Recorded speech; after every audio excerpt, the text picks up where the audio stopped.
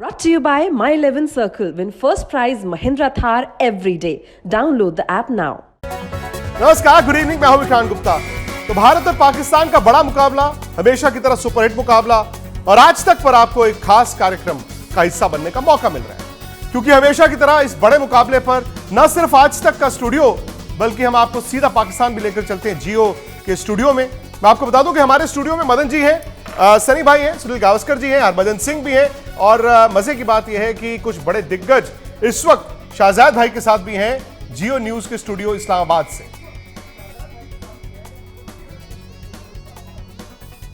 जी विक्रांत, बहुत शुक्रिया। इस्लामाबाद से कराची आ चुका हूं ताकि हमारा जो पैनल है वो हमारे साथ बैठा हो, गुफ्तगू का मजा ज्यादा आएगा इस तरीके से। इंजमामुल हक हमारे साथ हैं, सिकंदर बख्त भी हमारे साथ मौजूद हैं, और कुछ ही लम्हों में हमें आकिब जावेद भी ज्वाइन करेंगे। तो जैसे आपके साथ एक शानदार पैनल है, यहां पर भी हमने एक तगड़ा पैनल बिठाया है कि जो मुकाबला हो रहा है पाकिस्तान इंडिया का, उससे पहले जरा बातचीत तो हम कम से कम जीत जाए। बातचीत के मुकाबले में तो कम से कम स्टार्ट करें जीतना।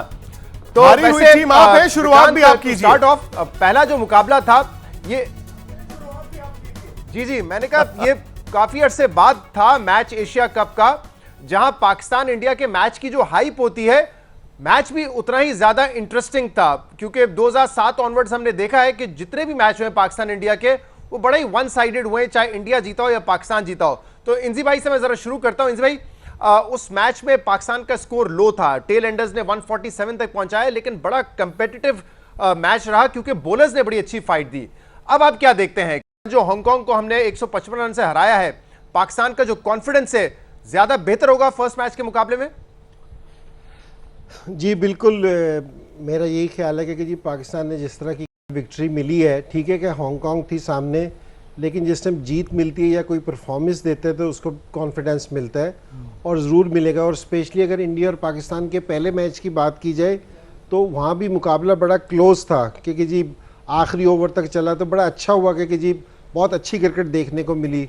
स्पेशली दोनों तरफ से ना बॉलिंग बड़ी देखने में अच्छी मिली, कि इंडिया ने पहले अपने उसमें बॉलिंग बड़ी ज़बरदस्त की, पाकिस्तान ने सेकंड हाफ में बॉलिंग बड़ी ज़बरदस्त की।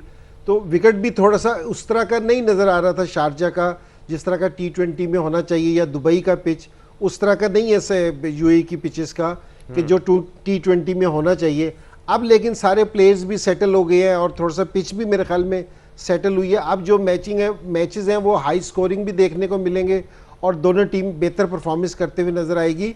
तो मुकाबला बराबर का था, ठीक है कि जी फतह इंडिया को मिली, लेकिन मेरे ख्याल में दोनों टीमें क्रिकेट बहुत अच्छा खेली। और सनी भाई, ये नहीं भूलना चाहिए कि क्लोज मुकाबला था, तो हालांकि एक स्टेज पर ऐसा लग रहा था कि पाकिस्तान के पास बोर्ड पर रन्स नहीं है, लेकिन उन्होंने गेंदबाजी अच्छी की। अच्छा, हांगकांग को भारत ने भी हराया, हांगकांग को पाकिस्तान ने भी हराया, लेकिन आप इस मुकाबले को कैसे देखते हैं? पहले आपने कहा था इंडिया फेवरेट, अब आप दोनों को बराबर मानते हैं या भारत आगे? देखिए, जब भी भारत और पाकिस्तान के बीच में मैच होती है तो दोनों बराबर के होते हैं, और जैसे जैसे मैच चलती जाती है तो उसमें एडवांटेज एक बार पाकिस्तान के साथ होता है, कभी कभी इंडिया के साथ होता है, और जो टीम अपना टेम्परामेंट अच्छी तरह से रखती है वो आगे जाकर जीतती है। और वैसा ही जो पहली मैच हुई थी पिछले रविवार को, तो वहां पे वैसा हुआ कि भारतीय टीम ने अपनी टेम्परामेंट अच्छी रखी, इसलिए वो मैच आखिरी ओवर में जीत सके। पर देखिए, 150 दोनों टीमों के पास अच्छे गेंदबाज है, इसका मतलब है कि 150 रन आप बनाएंगे ना तो आप फाइटिंग मैच बना सकते हैं, और बिल्कुल वैसा ही हुआ। पाकिस्तान के गेंदबाजों ने बड़ी अच्छी गेंदबाजी की, और इसी की वजह से वो इतनी अच्छी फाइट दे सके। अगर पाकिस्तान के बल्लेबाज, दिग्गज बल्लेबाज जैसे कि बाबर आजम, वो पिछले मैच में उन्होंने रन नहीं बनाए, पर इस मैच में अगर उन्होंने रन बनाए तो फिर आप 170-180 का स्कोर देख सकते हैं। शहजाद जी, 2 फेलियर हो गए बाबर आजम के, लगातार 2, हांगकांग के खिलाफ भी, इंडिया के खिलाफ भी। अब कहते हैं ना, लॉ ऑफ एवरेजेस भी हो सकता है कि 2 फेलियर के बाद एक बड़ी पारी आ रही है, लेकिन ये भी होता है कि जब 2 पारियों में रन नहीं होते तो बल्लेबाज ये नहीं कहता कि लॉ ऑफ एवरेजेस में बड़ी पारी आ जाएगी, बल्लेबाज यही कहता है यार आज रन आएंगे कि नहीं आएंगे। मेरे ख्याल से बाबर आजम ने जिस तरीके से परफॉर्म किया है पिछले 2-3 साल में, कोई डाउट उनके जहन में होगा नहीं कि 2 मैच के फेलियर के बाद वो उनका कॉन्फिडेंस डाउन हो जाए। मुझे लगता है कि अच्छा है जो लीग मैचेस थे वहां पे फेल हो गए, तो अब जो बड़े मैचेस हैं वहां पे उनके कामयाबी के चांसेस ज्यादा बन जाएंगे। लेकिन क्योंकि एक डिबेट विक्रांत बहुत ज्यादा पाकिस्तान में हो रही है, मैं चाहूंगा पहले उस पर हरभजन सिंह से बात कर लें, क्योंकि हरभजन सिंह का एक स्टेटमेंट था कि बाबर आजम की सक्सेस के पीछे रिजवान का बड़ा क्रूशल किरदार है। तो भजी जरा बताइएगा, एक डिबेट यहां पर है कि रिजवान और बाबर की जो ओपनिंग पार्टनरशिप है बहुत सॉलिड है, लेकिन एक तनकीद ये होती है कि उनका जो स्ट्राइक रेट है वो शायद कम होता है। शुरू के 10 ओवर में पाकिस्तान ने इंडिया के अगेंस्ट 64 बनाए, हांगकांग के अगेंस्ट 68 बनाए, और फिर एंड में मिडिल ऑर्डर ने, लोअर ऑर्डर ने ज्यादा स्कोर किया। आप कैसे देखते हैं इसको? कोई स्ट्रैटेजी चेंज करने की जरूरत है या जैसे खेल रहे हैं वैसे ही खेलते रहे? क्योंकि कल मैंने देखा मैन ऑफ द मैच होने के बावजूद वसीम अकरम ने थोड़ी क्रिटिसाइज किया रिजवान को कि उनको और तेज खेलना चाहिए था, और अगर आउट हो जाते तो नीचे वाले कम से कम आके तेज खेलते।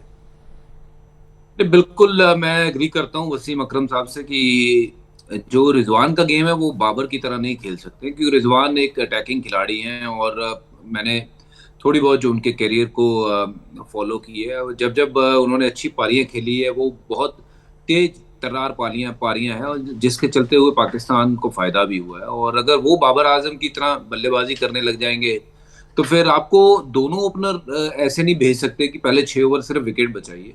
आई थिंक T20 एक ऐसा फॉर्मेट है जिसमें रिजवान जैसे खिलाड़ी जो है वो गेम को आगे तक लेके चलते हैं कि सामने से अटैक करके, जैसे वीरेंद्र सहवाग की बात करें या फिर आज के दौर की अगर बात करें तो फिर रोहित शर्मा वैसे खिलाड़ी हैं या डेविड वार्नर ऐसे खिलाड़ी हैं, उसी शैली में मैं इनको भी गिनता हूँ। रिजवान के पास वो गेम है, वो ये अटैकिंग प्लेयर है, बट अगर ये स्लो खेलना शुरू कर देगा तो निश्चित तौर पे अपनी टीम को वो पहले से ही दबाव में डाल देगा। उस दिन तो देखिए मिडिल ऑर्डर ने आके लग गए, रन बन गए, लंबे छक्के लग गए, क्योंकि हांगकांग के पास वो गेंदबाजी नहीं है या फिर वो जो कहते हैं ना बॉलिंग का लहजा नहीं है वैसा जैसे बाकी टीमों के पास है। तो अगर इसी तरीके से आप पेश आएंगे कि कोशिश करेंगे पहले 6 ओवर विकेट ना गंवाएं और रिजवान और बाबर दोनों आराम से खेलें, तो it is very good for India. आप खेलिए 6 ओवर पहले और उसमें 20-25 रन बनाइए, फिर मैं देखता हूँ कि मिडिल में आप युजवेंद्र चहल को या फिर उनके साथ अक्षर पटेल को कैसे रन बनाओगे। लेकिन ये दिक्कत भज्जू के भारत के लिए नहीं है, इंडिया के लिए नहीं है, क्योंकि आप भी अपने दोनों मैचेस उठा के देखें, रोहित शर्मा और KL राहुल भी फंसे फंसे दिखे। अच्छा, दोनों टीमों की अगर आप पारियां देखें, टोटल 4 पारियां, पता नहीं क्या बात है, पावर प्ले में दबे दबे ऐसा लगा जैसे ये फेलियर से बचने की कोशिश कर रहे हैं। ये तीनों ने क्रिकेट नहीं खेली हुई है। रोहित शर्मा भी थोड़ा क्रिकेट से बाहर थे, KL राहुल भी क्रिकेट से थोड़ी देर बाहर थे, और उस दिन उनकी पारी 33 रन 36 गेंदों में, जो कि मतलब उनकी शैली से बिल्कुल विपरीत दिखी। और विराट कोहली ने 50 तो बनाए, बट वो भी बहुत धीमे गति वाला वो 50 था।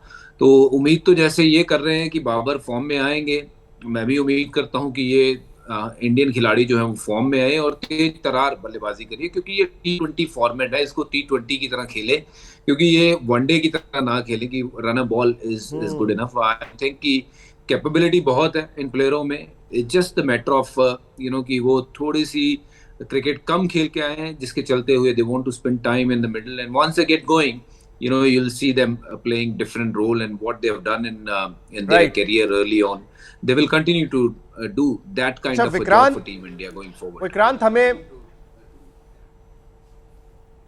विक्रांत हमें आकिब जावेद ने भी अब ज्वाइन कर लिया है। आकिब भाई, thank you very much for joining us.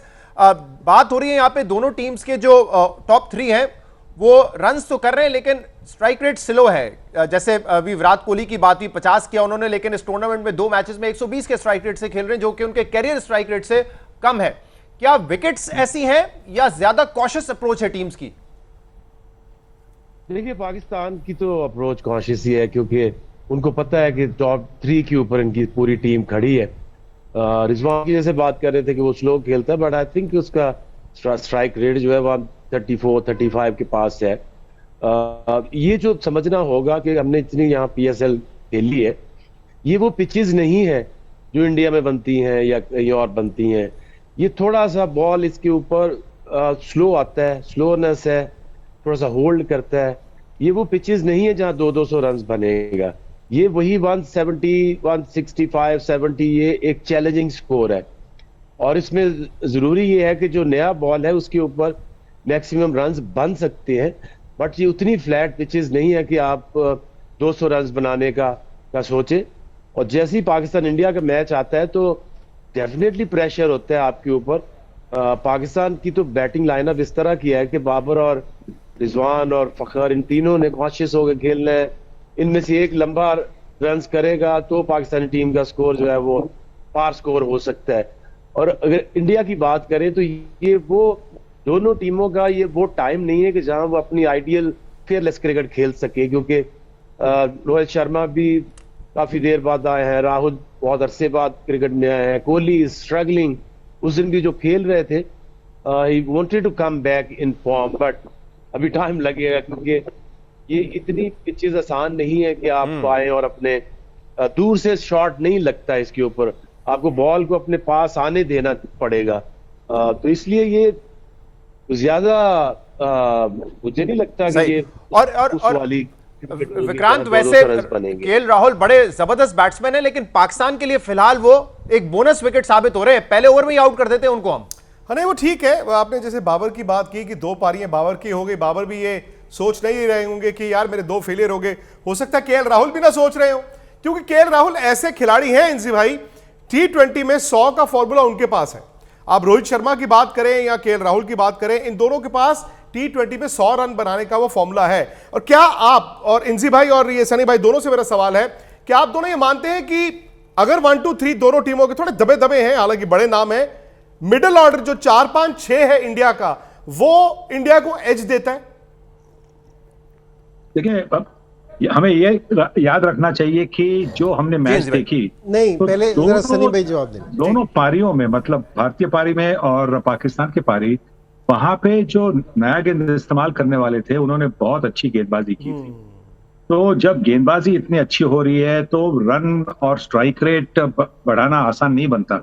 बल्लेबाजों पर यह भी बनता है कि वो एक अच्छी शुरुआत करके दे, और इसी की वजह से शायद वो पहले 5-6 ओवर में ज्यादा स्ट्राइक रेट नहीं थी, अच्छी रन रेट नहीं थी, पर उसके बाद में रन रेट काफी बार इंप्रूव होते हुए हमने देखा है। और मुझे लगता है कि वैसा शायद आज के मैच में भी होगा, क्योंकि मैच में जब कोई बल्लेबाज पहले से सेट हो जाता है, जल्दी सेट हो जाता है। देखिए, पाकिस्तान की जब नसीम शाह गेंदबाजी कर रहे थे तो गेंद इतनी अच्छी तरह से बल्ले पर आ रही थी, कभी कभी मतलब शोल्डर ऑफ द बैट पर लग रही थी, तो वहां पे कैसे शॉट खेले। और जब भुवनेश्वर कुमार स्विंग कर रहे थे तो अच्छा स्विंग कर रहे थे, उनके खिलाफ कैसे अटैक करें। तो थोड़ी सी सावधानी से खेलना पड़ता है, तो वही हमने देखा। अब शायद, और पहली मैच भी थी टूर्नामेंट की, जब पहली मैच होती है तो दोनों टीमें एक दूसरे को आजमाने की कोशिश करते हैं, और क्या ताकत है, क्या कमजोरियां है, वो आजमाने की कोशिश करते हैं।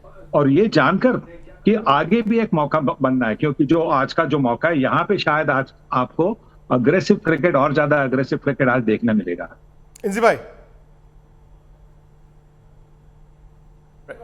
जी, सनी भाई ने जो कहा है बिल्कुल ठीक कह रहे हैं सनी भाई, और मेरी भी यही राय है कि जी जिस टाइम टूर्नामेंट शुरू हुआ था ना, सारे लोग T20 का फ्रेम ऑफ माइंड से आए थे कि जी हम 200 रन करेंगे, हम कुछ करेंगे, लेकिन पिच उस तरह की नहीं थी।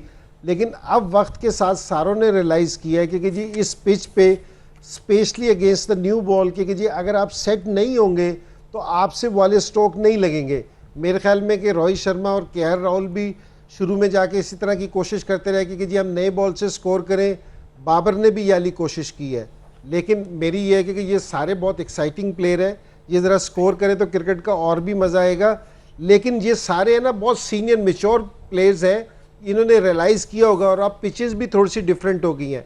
लेकिन इस टूर्नामेंट में जिस तरह की कंडीशंस में देख रहा हूँ, तो मेरे ख्याल में जो इंडिया को एज है, टॉप ऑर्डर की मैं बात नहीं कर रहा कि जी किसके पास क्या है, लेकिन लोअर ऑर्डर में जिसका 5, 6 और 7 मजबूत है ना, अभी तक जो एशिया कप में देखने में आया है, जो इनका जिन लोगों के पास जहाँ स्ट्रेंथ है ना, क्योंकि जी लोअर ऑर्डर में और मिडिल ऑर्डर में स्ट्रेंथ है, तो वो डिफरेंस क्रिएट कर रहे हैं। तो मुझे इंडिया की ये वाली चीज़ अच्छी लगती है। और अगर पाकिस्तान ने जीतना है तो हमारे ये खुशदिल को, आसिफ को और इफ्तिखार को यहाँ से बोझ लेना पड़ेगा सारे मैचेस का, कि रिजवान से और बाबर से, फ़खर से हम ये तवक्को करेंगे ये पहले 10 ओवरों में 90 या 100 रन करे, तो मेरे ख्याल में ये पिचेस ऐसी नहीं है। सही, और बिल्कुल ठीक कह रहे हैं। इंडिया में हार्दिक पांड्या 145 का एवरेज, और उस दिन कमाल खेला उन्होंने।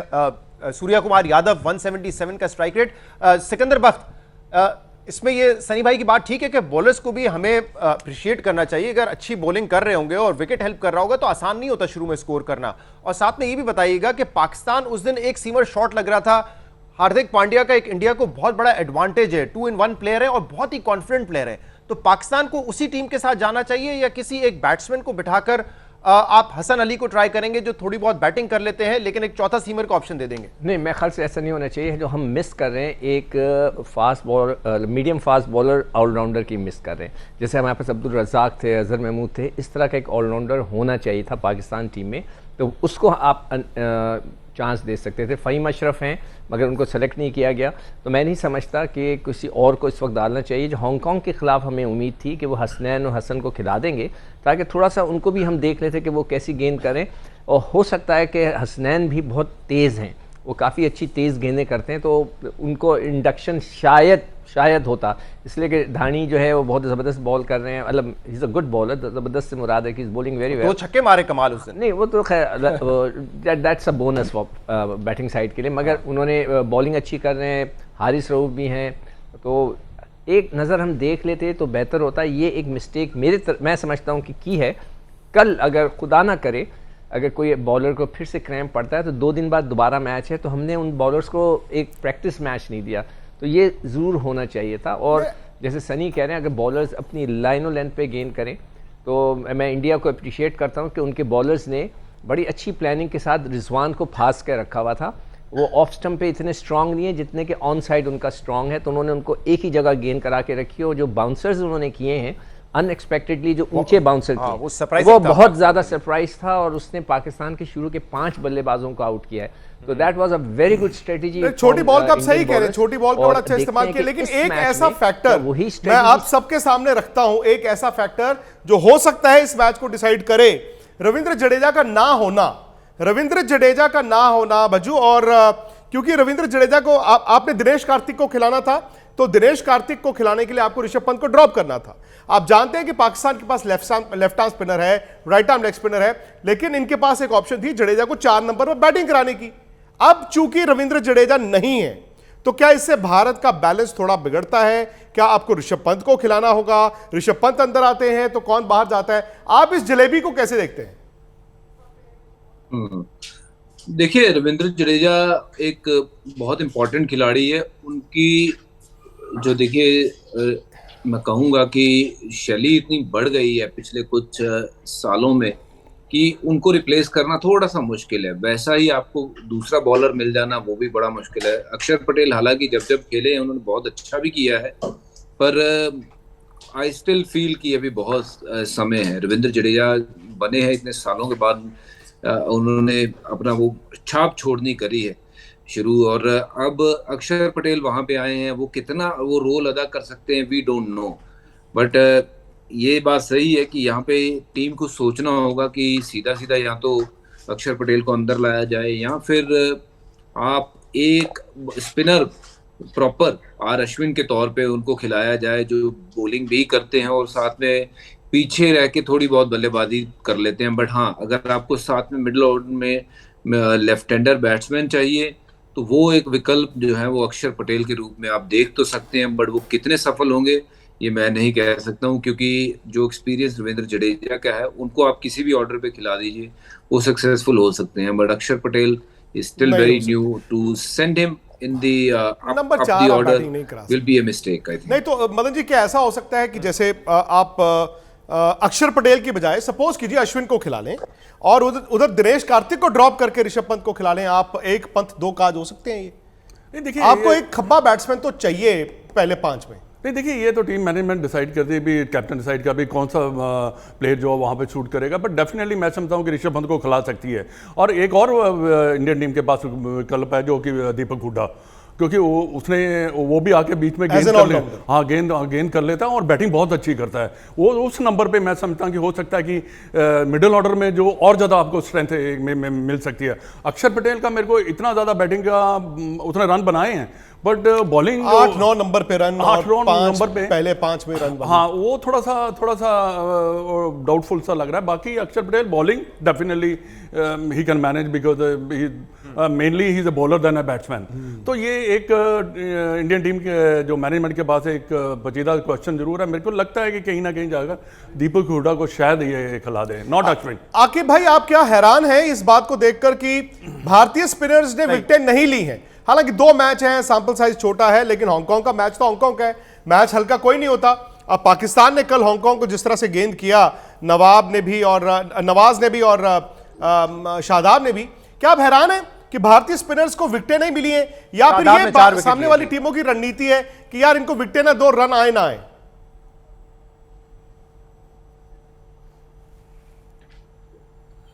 देखिए, जो एसोसिएट क्रिकेट मैंने भी यूए में 4-5 साल गुजारे, इन सबको मैंने नोट किया है।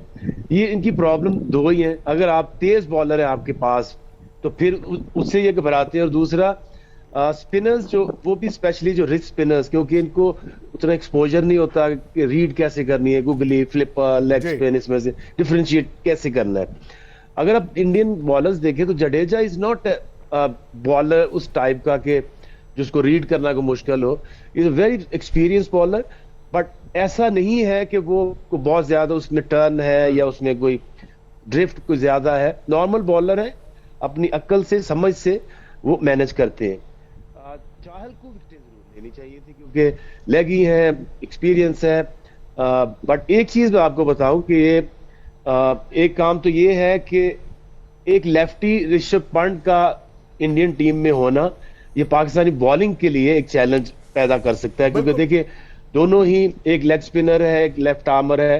तो अगर आपके पास एक लेफ्ट हैंडेड ऋषभ पंत की तरह का बैट्समैन हो मिडिल में, तो वो काफी इफेक्टिव हो सकता है। अच्छा, इसमें आकिब जावेद साहब एक और सवाल मैं आपसे पूछना चाह रहा था। पाकिस्तान की उस दिन फास्ट बॉलिंग आउटस्टैंडिंग थी, क्रैम्प्स पड़ गए, शायद और बेहतर परफॉर्म कर देते और मैच शायद जीत जाते हम। लेकिन एक चीज हमने देखा कि उस मैच में यॉर्कर्स नहीं करवा रहे थे, और हारिस रऊफ जो कि स्पेशलिस्ट हैं डेथ ओवर्स में, इसकी क्या वजह है? विकेट ऐसा था जिसमें वो गुड लेंथ ट्राई कर रहे थे या कोई और वजह है उसकी?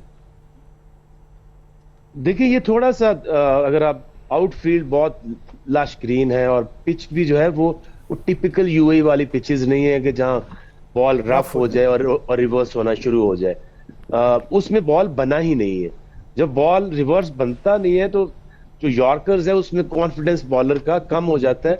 और जहां ये सारी उनकी, मुझे लगता है कि हम भी ये सोच रहे थे कि इस पिच के ऊपर आपका जो good length and short of a length जो बॉल है वो मैनेज करना बैट्समैन के लिए ज्यादा मुश्किल है। तो ये एक वजह हो सकती है, बट आई थिंक जैसे अभी मैचेस हो रहे हैं और होंगे तो ये पिचेस रिवर्स की तरफ या थोड़ी सी और स्पिन की तरफ ये लेटर जा सकती है। बिल्कुल। और शहजाद, ये देखिए सुनील गावस्कर साहब, विराट कोहली, जी आप चलिए जी विक्रांत, नहीं आप सवाल पूछिए, मैं अगला पूछता। मैं विराट कोहली के हवाले से ये पूछना चाह रहा था कि हम काफी पाकिस्तान में भी डिबेट होती रहती है कि जो उनका एक फॉर्म तो नहीं कह सकते, he is an extraordinary player, क्या वो कमबैक कर सकते हैं वो फॉर्म में, या आपको लगता है he has entered the twilight period of his career?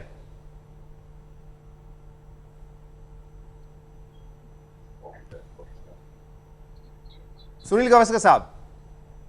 जी नहीं, मुझे लगता है कि ये देखिए अभी तो उनकी बेस्ट बैटिंग आनी है।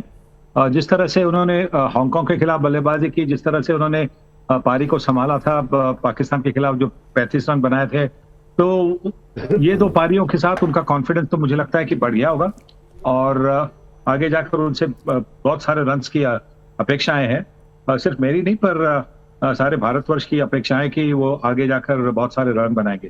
देखिए, काबिलियत के बारे में तो कोई, और फिटनेस के बारे में कोई दो राय नहीं उनकी काबिलियत और फिटनेस के बारे में। जब अभी पिछले 2 सालों में जब उनके रन नहीं बन रहे थे, वो पहली गलती कर रहे थे, उसी में आउट हो रहे थे। अब पाकिस्तान के खिलाफ जो उन्होंने रन बनाए, 35 रन ही बनाए, पर वहां पे उनको थोड़ी सी नसीब थोड़ा सा भी साथ था। जो 0 पर थे, दूसरे बॉल पर कैच होना था, उसके बाद में भी काफी इनसाइड एजेस जो थे वो स्टंप के नजदीक से गए। तो जब नसीब आपके साथ होता है तो आपके रन भी बनते हैं। तो काबिलियत के साथ साथ आपके पास नसीब होना जरूरी है, और अगर वो कोहली के साथ होता है तो फिर वो रन बनाएंगे। इसी में एक बात बताइए कि हम इंडिया पाकिस्तान की तो बात कर रहे हैं, पर अब तो ये सुपर 4 आ गया। उम्मीद है कि वो और बहुत सारा स्कोर करें, बहुत रन बनाए अपने कैरियर में, बस पाकिस्तान के सामने ना बनाए परसों। शादाब ने भी यही कहा था। नहीं लेकिन अब सवाल यह है ना कि ये तो चलो सुपर 4 शुरू हो गया, आज इंडिया पाकिस्तान का मुकाबला है, उसके बाद अफगानिस्तान भी है, श्रीलंका भी है। तो मैं आप सबसे ये जानना चाहता था, इंजी भाई से शुरू करता हूं, अफगानिस्तान कितना बड़ा थ्रेट है इंडिया और पाकिस्तान के लिए, और क्या इंडिया और पाकिस्तान ही आपको दो टीमें लगती हैं फाइनल में जाने के लिए? जी नहीं, मुझे लगता है कि अफगानिस्तान से बचना होगा, क्योंकि देखिए विक्रांत, ये बिल्कुल अफगानिस्तान थ्रेट है, बिल्कुल। वो सिर्फ इसलिए कह रहा हूं, सनी भाई बोल रहे हैं। नहीं सनी भाई प्लीज। नहीं, मुझे लगता है कि अफगानिस्तान से दोनों टीमों को बचना होगा, क्योंकि अफगानिस्तान के पास अच्छी बॉलिंग अटैक भी है, और उनके जो बल्लेबाज है वो बिंदास खेलते। पहली गेंद से वो छक्का मारने की कोशिश करते। तो अगर वो उनका अगर दिन हो और अगर अच्छी शुरुआत मिले तो वो दोनों टीमों को बड़ी फाइट दे सकते, पर उनसे दोनों टीमों को बचना होगा। और श्रीलंका की टीम भी, उनके पास भी एक अच्छे बल्लेबाज है, और बड़े फ्लेयर के साथ खेलते हैं दर्शन शनुका, बड़ी अच्छी बल्लेबाजी करते हैं। तो मुझे लगता है कि उनसे बचना होगा। जी भाई।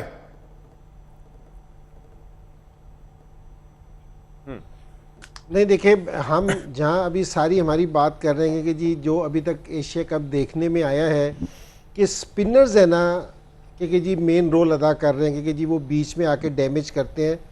तो मुझे ऐसा लग रहा है कि जो सारों से अच्छे स्पिनर हैं ना वो अफगानिस्तान के पास हैं। बिल्कुल सही बात। कि जी तीनों जो उनके स्पिनर्स हैं बहुत एक्सपीरियंस हैं, बहुत लीग वगैरह खेलते हैं, उनको T20 का बहुत ज़्यादा एक्सपीरियंस है। और ये अफगानिस्तान की टीम अगर किसी शोबे में, किसी फॉर्मेट में अच्छी है ना क्रिकेट के, वो T20 में है, और ये इसी कंडीशन में खेलती रही है। ये थोड़ा सा ज़रा सारी टीमों के जहन में होगा, क्योंकि मैं इनकी कोचिंग भी करता रहा हूँ कि इनकी सारी जितनी भी प्रैक्टिस है ना वो सारी शारजा में और दुबई के ग्राउंडों में हुई है, कि इनके कैंप शैम्प सारे यहीं लगते थे। इनको यहाँ का बड़ा ज़्यादा बेहतर आइडिया है। तो ये किसी भी टीम के लिए थ्रेट हो सकती हैं, और इनके पास सिर्फ कोई टैलेंट की कमी नहीं है, कोई बैटिंग की इनकी कमी नहीं है। इनके पास सिर्फ एक चीज़ की कमी है, क्योंकि ये ज़्यादा क्रिकेट नहीं खेले हुए, इनको ज़रा मैच फिनिश करने नहीं आते। अगर आप लास्ट वर्ल्ड कप में भी देखें तो इन्होंने ये बहुत क्लोज चले गए थे सारी टीमों के पास, लेकिन बिल्कुल फिनिश नहीं कर सके थे।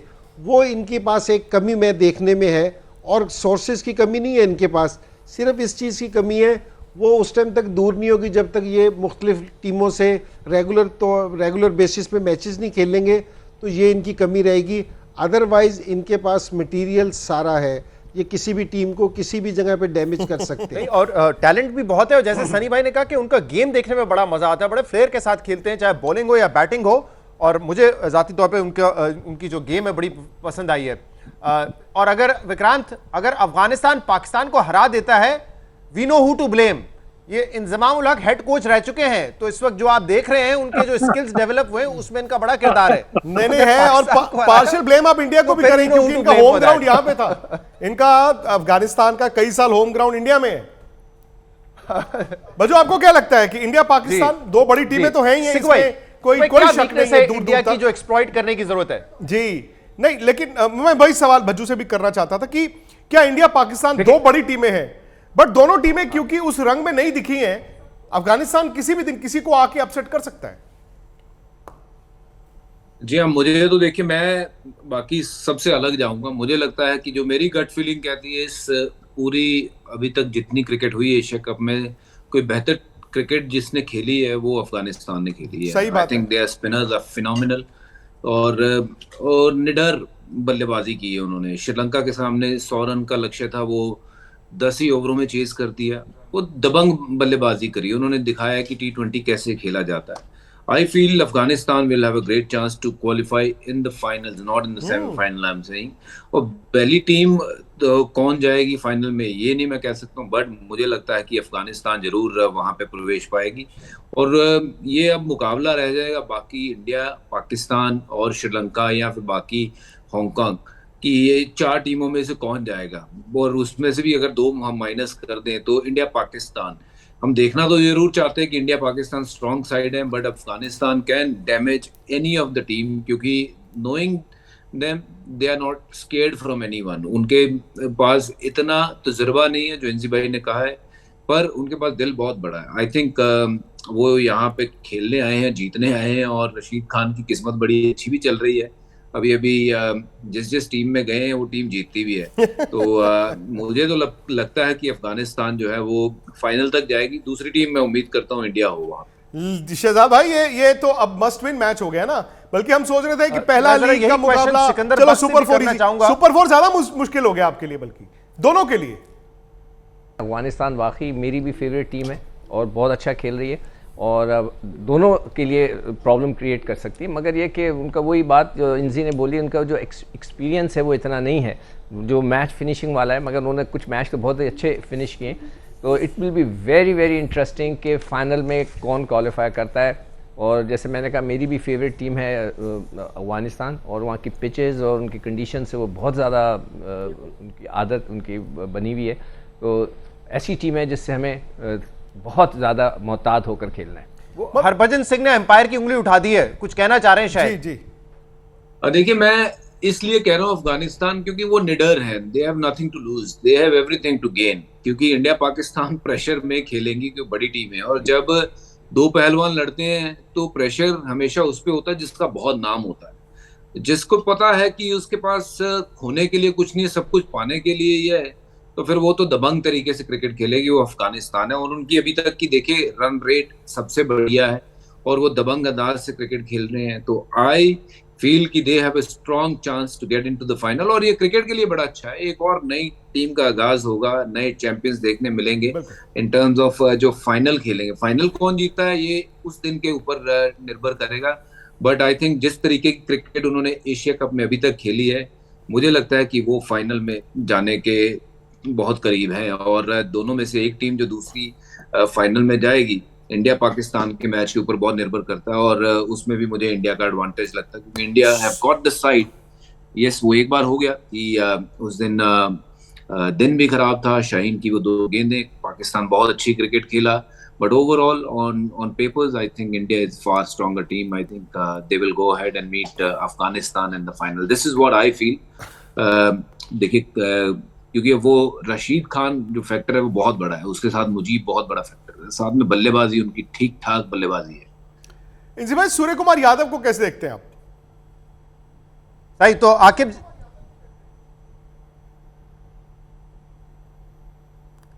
सूर्य कुमार यादव, विक्रांत किससे सवाल किया आपने? मैं इंजी भाई से जानना चाहता था सूर्य कुमार यादव की बैटिंग को वो कैसे देखते हैं? जी इंजी भाई, क्योंकि आउटस्टैंडिंग प्लेयर है इंटरनेशनल क्रिकेट में। आई थिंक T20 में नंबर 2 पर है इस वक्त, और ग्राउंड के चारों तरफ खेलते हैं, जैसे लगता है कि नए एबी डिविलियर्स बन सकते हैं। आई मीन उस तक पहुंचने के लिए बड़ा टाइम लगेगा, बट बहुत टैलेंट है उनमें। बिल्कुल इंजी भाई। जी, इसमें कोई शक नहीं कि बड़ा ज़बरदस्त है। उसका स्ट्राइक रेट बताते हैं कि जी 175 का उसका स्ट्राइक रेट है। ठीक है जी, बहुत ज़बरदस्त प्लेयर है, ग्राउंड के चारों तरफ शॉट्स खेलता है। और सारों से अच्छी चीज़ उसकी ये कि जी वो दोनों फास्ट बॉलर और स्पिनर्स को इक्वली गुड है। तो ये बड़ा ज़रूरी, 2 चीज़ें ना बैट्समैन में होना बड़ा ज़रूरी है कि जी वो स्पिनर और फास्ट बॉलर्स के दोनों के ख़िलाफ़ अच्छा खेलता हो और ग्राउंड्स के चारों तरफ स्ट्रोक्स खेलता हो। तो इसमें ये वाली चीज़ें हैं, और बड़ा ये दिलेर है कि जिस तरह की आजकल की रिक्वायरमेंट है T20 की, ये उस तरह की क्रिकेट खेलता है कि जी आके जिस तरह ये अटैक करता है, इसको सेट होने के लिए ज़्यादा टाइम नहीं चाहिए होता, क्योंकि ये आते ही अपने स्ट्रोक्स खेलता है। तो ये अच्छा है कि जी इस तरह के प्लेयर को खेलता हुआ देख के अच्छा है। बड़ा ज़बरदस्त टैलेंट है, और मेरे ख्याल में अगर इसको एक्सपीरियंस मिलेगा तो ये और भी बेहतर शक्ल इख्तियार कर सकता है। अच्छा आकिब जावेद साहब, जब भी पाकिस्तान इंडिया का मैच होता है तो हमेशा ये कहा जाता है इंडिया की बैटिंग और पाकिस्तान की बॉलिंग का ये मुकाबला है। क्या इस मरतबा भी आप ऐसे देखते हैं? और स्पिनर शादाब खान की तारीफ करना बनता है, बड़ा अच्छा इस वक्त वो परफॉर्म कर रहे हैं, और 4 ऐसे बॉलर्स हैं पाकिस्तान के पास जो कि 90 माइल से ज्यादा पर की स्पीड पर बॉल करा सकते हैं। तो कहां से पाकिस्तान के पास ये, एक अरसे से हम देखते हैं कि एक इंजर्ड होता है, दूसरा बॉलर आ जाता है जो कि उतना ही इफेक्टिव होता है एटलीस्ट पेस वाइज। देखिए, ये तो एक जो फास्ट बॉलिंग है ये एक नेचुरल टैलेंट होता है, क्योंकि पाकिस्तान में अगर आप देखें तो जो बेल्ट है पंजाब की, उसके आगे जो KP की है वो पठान है सारे। तो फास्ट बॉलिंग के लिए आपको एक तो हाइट चाहिए, दूसरी आपके अंदर नेचुरल स्किल्स तो होती हैं, लिम्स की कोऑर्डिनेशन, बट थोड़ी सी जान चाहिए। तो काफ़ी जानदार लोग हैं ये पूरे पंजाब से लेके आगे तक KP तक, तो उसमें बहुत ज़्यादा फास्ट बॉलिंग की ऑप्शंस हैं। अभी हमारे भी पास हाई परफॉर्मेंस सेंटर है, उसमें 10 के करीब ऐसे बॉलर हैं कि जो 140 प्लस बॉलिंग करते हैं। हमारी हमेशा से प्रॉब्लम रही है एक सॉलिड बैटिंग लाइनअप, क्योंकि एक तो थोड़ी सिलेक्शन ठीक नहीं हुई। अगर आप इस टीम के अंदर शोएब मलिक को और शान मसूद को रखें तो आपको लगेगा कि टेक्निकली आपके पास 5 ऐसे बैट्समैन हैं जिनका मुकाबला फिर आप इंडियन बैटर से कर सकते हैं। और दूसरा जो सबसे एडवांटेज इंडिया को है वो पांड्या का है, और क्योंकि ऐसा ऑलराउंडर पाकिस्तान के पास नहीं है। वो उसी तरह के इफेक्टिव प्लेयर हैं जिस तरह के रजाक हुआ करते थे। तो पाकिस्तान को अगर काम करना है तो एक तो मिडिल ऑर्डर को जरा थोड़ा और मजबूत करे और कहीं से एक ऑलराउंडर ढूंढे, वरना जो T20 क्रिकेट या वाइट बॉल क्रिकेट जो है ये इट्स ऑल अबाउट आपके पास ऑलराउंडर्स कितने हैं, जैसे जडेजा और पांड्या हैं। ये एक एडेड एडवांटेज है इंडिया के पास। ये एक लिंक जो है पाकिस्तान के पास वो मिसिंग लिंक। इसीलिए मुझे लग रहा है कि रविंद्र जडेजा का इस मैच ऑल द बेस्ट। उम्मीद करते हैं जैसे पहला मैच था उतना ही इंटरेस्टिंग ये मैच होना चाहिए जी, होना चाहिए। मैं वही कह रहा था कि जडेजा का आई थिंक ना होना प्लीज इस एक हफ्ते में जो दोनों टीमों के बीच आई थिंक फर्क आया है वो है रविंद्र जडेजा का ना होना।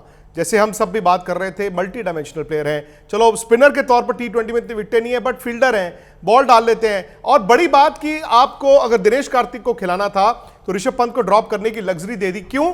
क्योंकि ये नंबर 4 पर बैटिंग कर सकते थे। तो अब देखना यह भी होगा कि भारत इसका तोड़ क्या निकालता है, स्पिनर किसको खिलाता है, लेफ्ट हैंडेड बल्लेबाज के तौर पर पंत को ऊपर देता है कि नहीं देता। लेकिन शहजाद भाई एक बात तो साफ है, जहां इंडिया पाकिस्तान होगा। एक पॉइंट ऐड कर दूं मैं? जी जी जी जी, मैं ये कहना चाह रहा था कि आपने कल एक आर्टिकल भी पढ़ा होगा कि पाकिस्तान के जो मिडिल ऑर्डर बैट्समैन है उसका strike rate T20 world cup के बाद सबसे ज्यादा है। अनफॉर्चुनेटली उन्होंने बॉल्स सबसे कम फेस किए इस ड्यूरिंग दिस पीरियड। तो अगर उनको ज्यादा मौका मिलेगा ये इंडिया के लिए भी एक सरप्राइज हो सकता है। आसिफ अली, खुशदिल शाह, इफ्तिखार के सामने आपने ज्यादा नहीं खेला बिल्कुल, और ऑब्वियसली वो इतने एस्टैब्लिश एक्सपीरियंस नहीं है जितना इंडिया का मिडिल ऑर्डर है, but this could be a surprise as well. और मेरी तो ख्वाहिश है कि पाकिस्तान इंडिया का जो फाइनल है वो भी इन दोनों टीमों का हो, ताकि कल भी हम जीते और अगले संडे को भी हम जीते। फिर ज्यादा मैं आपको एक बात बता दूं, आपका शुक्रिया बहुत। आपने तकरीबन नीले रंग की टी शर्ट पहनी हुई है आज। लास्ट टाइम ग्रीन पहनी थी, हार गया। मैंने कहा अब नीला पहनता हूं तो शायद जीत जाएंगे। चलिए फिर वो कहते हैं ना हमेशा की तरह मे द बेटर टीम विन। बहुत बहुत शुक्रिया आपका शहजाद जी, बहुत बहुत शुक्रिया आपका इंजमाम उल्लाह, सिकंदर बख्त, आकिब जावेद, सनी भाई का। सनी भाई कुछ कह रहे हैं, सनी भाई आई थिंक जाते कुछ कहना चाहते थे शायद। जी मैं ये कहना चाहता हूँ पाकिस्तान के जो दर्शक है उनको एक खुशखबरी देना चाहता हूँ कि 3 दिन पहले मैंने जिनको मैं मेरा एल्डर ब्रदर मानता हूँ, क्रिकेट के एल्डर ब्रदर जहीर अब्बास, उनको जाकर मिलकर आया था। वो अच्छी तरह से रिकवर हो रहे हैं। हम सब ये प्रार्थना करते हैं कि वो एक सेंचुरी बैट्समैन थे। वो एशिया के अकेले है ऐसे हैं जिन्होंने 100 से ऊपर फर्स्ट क्लास सेंचुरीज की, उनकी लाइफ की भी सेंचुरी हो, ये हम प्रार्थना करते हैं। बहुत बहुत शुक्रिया सनी भाई आपका, बहुत बहुत शुक्रिया। और इसी नोट पर थैंक यू शहजाद भाई, आप सबका भी बहुत बहुत शुक्रिया। Thank you so much Sunny भाई फॉर शेयरिंग दिस। हमें ये पता था रिकवर कर रहे हैं, बट आपकी मुलाकात हुई। Thank you very much for sharing this with Pakistani viewers as well. Thank you. तो चलिए जी अब मैच की तैयारी करते हैं, और भी इसी तरह के शोज आपको आज तक पर मिलेंगे। बहुत बहुत शुक्रिया। एक तो पाकिस्तान से लेना है बदला, दूसरा एशिया कप जरिया है वर्ल्ड कप जीतने का भी। हम रहेंगे दुबई में, आपकी आंख और कान बनकर सारा एक्शन दुबई से होगा लाइव। फटाफट से YouTube पर जाकर स्पोर्ट्स तक को सब्सक्राइब कर लीजिए।